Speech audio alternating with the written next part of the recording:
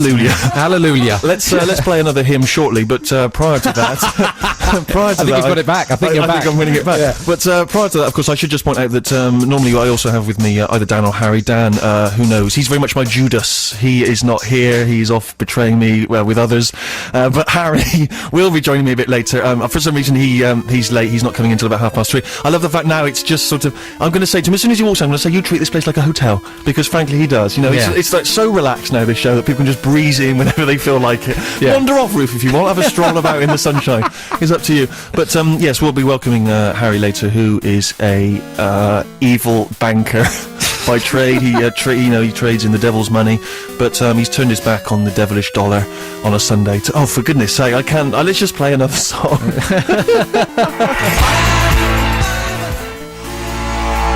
Cracking single from the 1990s. That's called "See You at the Lights." I should point out the band are called the 1990s. It wasn't from the decade. It wasn't released in the 1990s.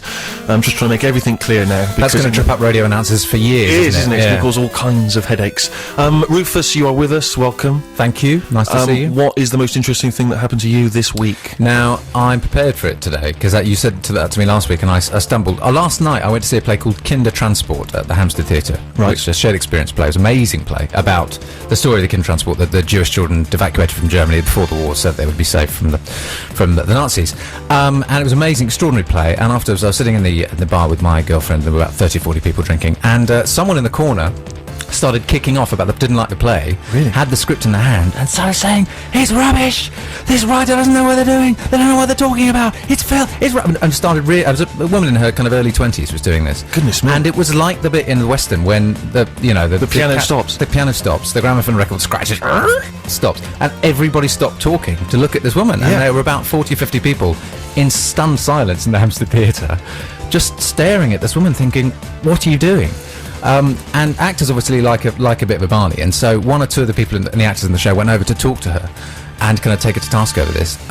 But even though actors kind of like to think they're really kind of handy in a fight, they're all terrible. Of course, yeah. So they're complete blouses. So I would never turn on you, an actor, for instance, if I was ever in any kind of street brawl. No, exactly. And yet, if you know that if I walk past a street brawl, I would want to have a word with. I would want to kind of go over and just knock some heads together. But as soon as I got there, I'd realise I was in out of my depth and I'd run away. Exactly. Which is pretty much exactly what happened with various actors going in and out of the fray. But it was quite an extraordinary moment to see that old-time piano stop playing, turn around, and also I didn't know what her objection was to the play. I mean, I won't go into the story of the play itself, although it is brilliant. And if people can go, they should.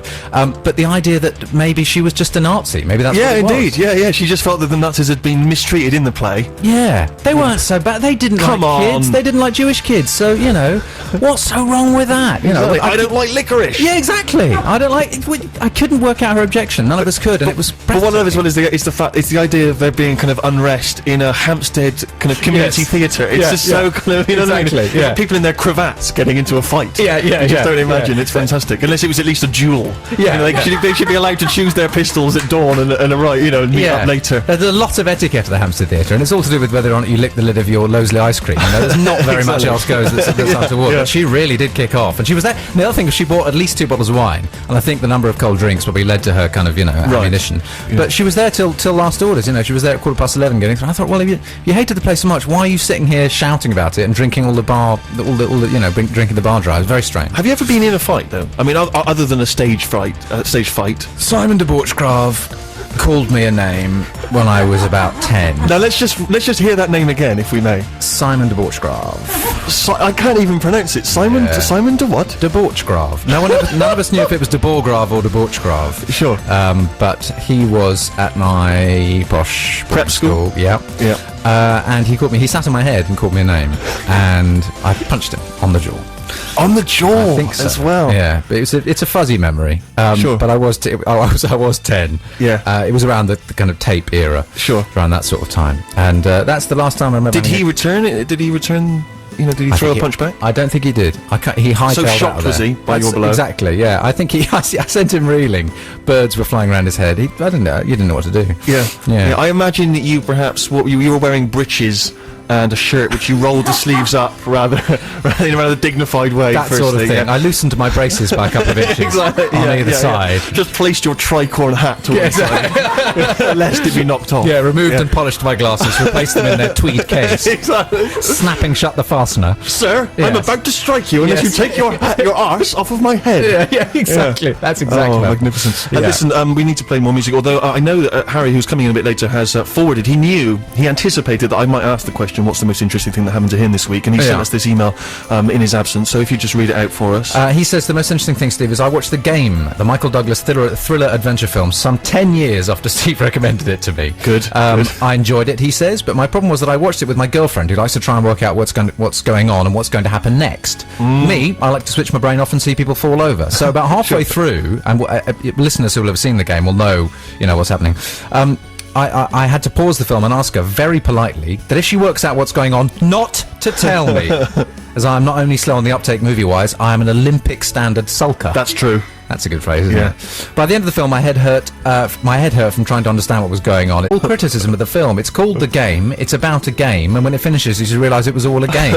I feel the title gives it away, and a better title might have been I Wonder What's Going On and What Might Happen Next. Right, good. Well, I shall address that issue when he comes in, because, as you say, I did recommend it to him 10 years ago. A man who I believe, and unusual for Harry, a man who loves his culture and his music, but watched, seriously, about 4 films. Really? A number of people I know like this who just never watch films. I find it a very strange quirk. Yeah. I find it, and also slightly, I'm just distrustful. Yeah. People who don't like and films. my favourite thing about people like that is the really, really poor choices they come up when they're given a kind of pub-style top 3 movies. Remember, our friend Alex had a housemate who was on the film course, I think, with you, whose favourite film in the whole world was Cool Runnings.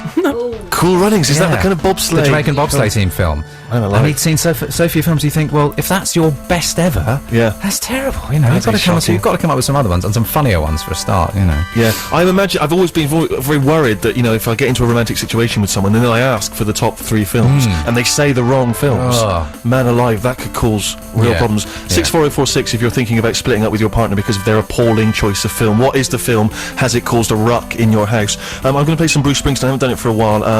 And for those of you that kind of are turned off by what you consider to be sort of Bruce's bombastic stadium style, then the album Nebraska is the album that people tend to point you towards. It's the one that he recorded on a 4-track just as a sort of demo, and then decided he couldn't actually re-record them any better, so he just released the demo recordings, which was a very brave thing for a big artist like him to do. And it's an album that kind of really showcases him for what he is, which is a sort of classic American folk singer in the kind of Woody Guthrie, Bob Dylan style. And from the album Nebraska, this is Atlantic City. It's the Steve Merchant Show on BBC Six Music. We commonly call it the Steve Show, and you're very welcome to come along for the ride. Is it a ride? I guess it is in many ways. It's an adventure every week. We've already had an email saying, why haven't I played Black Velvet by Alana Miles? I have dug that out from my collection of late, and I just haven't found the moment for it yet. But maybe, Rufus, you're probably you're quite a good singer. I imagine you could sing a few lines.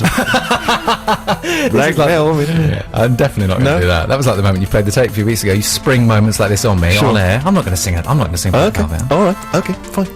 You obviously have a popular namesake in the music business, Rufus Wainwright. Yes. And I've been instructed to inform the listeners that we have am I right in saying that it's a world exclusive? It's a world exclusive. A world exclusive playing of, is it a new single, or is it just a track from the album? The first track. The opening track from the new album. from his new album, Release the Stars, which is out Monday the 14th of May. Later in the show, we will be playing, as I say, this exclusive world exclusive, really? Yeah. Why would they choose us? Did Rufus Wainwright just run his finger down a picture of all the presenters on Six Music and then just stop at Steve, go a bit further, and then go back to Steve and say, I want him to play my new track. Or has the album got 112 tracks and he's been through every other DJ and played a track on each of their shows, and then now I'm obliged to have one? Well, I'm very flattered, and thank you very much to Rufus, who I imagine is tuning in. That's all right. Oh, sorry, the other one. Yeah, sure. Yeah. To find out how Rufus, how the track goes down, and I'm sure we'll get some feedback from you, the listener, 64046. But prior to that, Rufus, here in the studio, sorry, I don't want to confuse, not addressing Wainwright, addressing you, Rufus. You've brought in a track for us. What is it? Tell me about it. It's a track by Jellyfish. Are you Okay. familiar with Jellyfish? I get the impression that they're a sort of band from the 90s. They are. Yeah, they released 2 albums, Spilt Milk and then Belly Button. And they're a fantastic band, very accessible. Kind of people criticize them as a bit middle of the road. They're very kind of Beach Boys, Beatles influence in the vocals, and a lot of Queen influence, actually, bizarrely. Quite a lot of kind of, swirling, massive orchestral sounds. Quite camp, I suppose, as well. The lead singer's called Andy Sturmer, and he sang from the stool. He was a drummer who sang. Not many of those around. And actually, I haven't been able to find anything he's done recently. If anyone can email in or text in 64046 and let me know what Andy Sturmer is doing. I know he had his own solo project for a while. And he was a kind of extraordinary entrepreneur in terms of music. And Jellyfish broke up only after 2 albums. It was very sad when they broke up. And I know he's done some stuff on his own. So if anyone knows if he's touring or if he's releasing any music, then do. This is a track off their second album, Spilt Milk, and it's called Joining a Fan Club. Jellyfish, Joining a Fan Club, the choice of Rufus here on The Steve Show. Thank you very much indeed for bringing that in, Rufus. I don't have time to discuss it with you because prior to the final track before the news, I need to welcome our She-J contender for this week. Her name is Sarah. Hello. I was wondering about whether I was going to say your surname, which I was checking, but so far we've avoided using surnames. I prefer just the simple, Cher, Kylie, Sarah. Yeah. Welcome. Thank you very much for coming along. That's all right. How are you feeling? All right. Yeah? Excited. Very Excited? Yeah. What about meeting me? Just sugar high, basically. Sugar high. Someone made okay. brownies, didn't they? Are you overwhelmed by the whole experience? I'm not whelmed, I'd say. Okay. You're just whelmed. Yeah. I feel a little insulted, but that's fine. And tell us a little bit about yourself quickly before I play some Dr. John. Sarah. I live in London and go to gigs. I like music festival time. I love summer, and it's coming into summer now, so I'm feeling very, very good about, the world in general. You are not from London originally, I suspect. No, I'm from Australia. Ah, that's the accent. I knew I couldn't place it, but I knew it was. I knew it was somewhere. I knew it wasn't London. That's all I'm going to say. Yeah. And you've come here for what reason?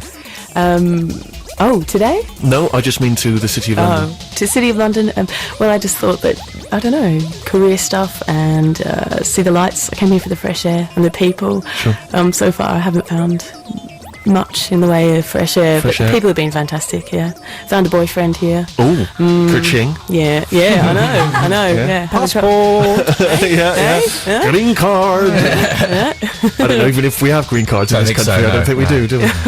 But you're very welcome, and we will probe you more fully to find out about yourself and your tastes and desires. But as I say, I was going to squeeze in some Dr. John before we get to the news, and this is a single which he put out years ago, which I think was his biggest hit ever. It's Right Place, Wrong Time. It's a cracking tune.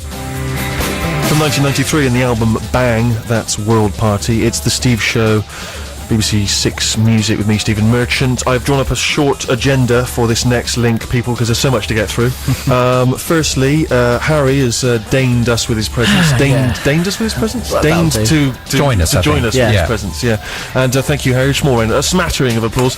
What was your excuse for being late? I was out searching out new music for the Steve Show, BBC 6 Music. Good, excellent. Well, I'm fine. I've 64046. I've welcomed Number 2, I believe that you, Rufus, have a story about the lead singer and songwriter of World Party, Carl Wallinger. I do. I went to see World Party at Shepherd's Bush Empire about 4 years ago.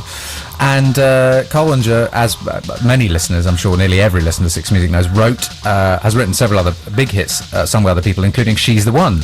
Well, Robbie Williams. Robbie Williams, a big hit, exactly. And he decided to play She's the One. He said, I'm going to play a song that I wrote a few years ago called She's the One that did nothing when I released it, but has had massive success with Robbie Williams. But the main difference between him singing it and me singing it is I Know Who She Is. And I thought that was really, really lovely thing to say. I remember having a little, pushing a tear back in as I watched him at Shepherd's. I Know Who She Is. Or is it kind of bitchy slight at Robbie, who's sort of famously never quite found the love of his life? Maybe it is. Yeah, and he's singing with fake emotion because he doesn't know who it is. Is it about Princess Di? I bet it is. I bet it is. I bet it is. Okay, tick, Carl Wallinger's story completed. Okay. Number 3 on the agenda. Harry, you've not yet met Sarah, our She-J nominee for today. Hello. Hey, how you going, Harry? Very well, very As well, a football, thanks. I mean research. Oh, no. Who told you it was football? Oh, no. What? No, sorry. new music, lots of new music out there today. Sure, kids, she stitched you up. I like the cut of her jib. What did you find? What music did you find? Beats, a lot of singing. Oh, the kids are singing these days. Things like that. Harry, you don't have to embarrass yourself any further. Okay. Just tell us, you've been at a football team. Yeah, it was a game. Yeah. Yeah, what team do you support? QPR. Oh, you've embarrassed yourself more fully. Well, how are they getting on? You What's don't even happened? know I know what plenty. the QPRs are. I know plenty. I know they're either going up or down or staying where they are in the league. You're right. They're staying where they are. Okay, Yeah. good. It was a lot of fun. We drew 1-1. I won't bore people with the listeners. Please don't. This isn't 5 Live. It's not. Listen, Sarah, it's all about you today. Let's give our attention to you 110%.